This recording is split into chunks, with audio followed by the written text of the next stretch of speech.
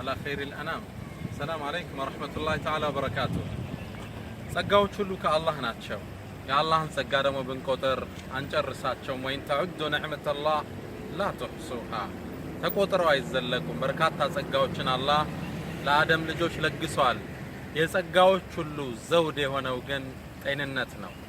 ያለ ጤንነት ህይወት አጣፍጥም። ያለ ጤንነት ምቾት አይገኝም።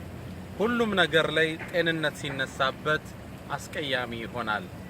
ጤንነትን የታመሙ ሰዎች ነው የሚያውቁት ጥቅሙን። الصحة تاج على رؤوس الأصحاء لا يراها إلا المرضى. ጤንነት ጤነኞች ላይ ያለች ዘውድ ናት።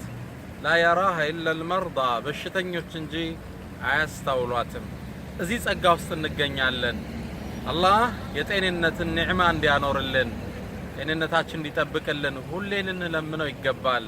ለዛ ነው ነቢዩላህ ኢብራሂም አለይሂ ሰላም وإذا مرضت فهو يشفين ሲያመኝ ሚያድነኝ ማን ነው? አላህ ሱብሓነሁ ወተዓላ።